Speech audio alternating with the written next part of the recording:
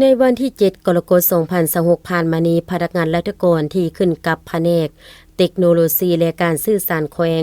ได้รับฟังการเผยแพร่เอกสารสำคัญต่างๆของคันเทิงเส้นมติกองประชุมใหญ่ครั้งที่ 12 ของพรรคและมติกองประชุมใหญ่องค์คณะพรรคแขวงครั้งที่ 8 ขึ้นอยู่ที่ห้องประชุมบริษัทลาวโทรคมจำกัดโดยเกียรติเข้าร่วมและเผยแพร่เอกสารของท่านวัฒนาศรีสุวรรณทอง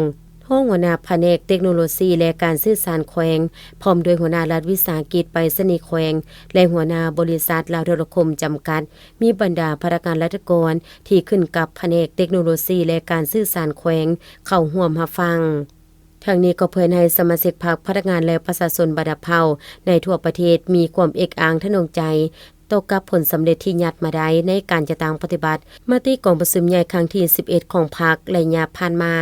มีความรับรู้และเข้าใจอย่างลึกซึ้งต่อกับแนวทางการเมืองที่กำหนดออกในกองประชุมใหญ่ครั้งที่ 12 ของพรรคในสายยุแห่งกันจะตั้งผันขยายเข้าสู่การจะตั้งปฏิบัติตัวจริงให้กลายเป็นขบวนการก้งควงของมหาชนเห็นให้มติกองประชุมใหญ่ครั้งที่ 12 ของพรรคนำไปจะตั้งเสริมซึมอย่างลึกซึ้งรอบด้านและมีผลสำเร็จใหญ่หลวงกว่าเก่า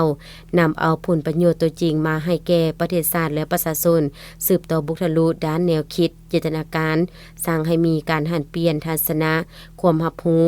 แนวคิดและการกระทำส่งเสริมด้านดีแก้ไขปัญหาบกพร่องข้อคงค้างและสิ่งท้าทายต่างๆที่เกิดขึ้นในการจะตั้งปฏิบัติมติกองประชุมใหญ่ครั้งที่ 12 ของพรรคการคุ้มครองของรัฐเพื่อศึกษาพรมประชาชนลาวบัดเผาให้มีความเด็ดเดี่ยวเหนียวแน่น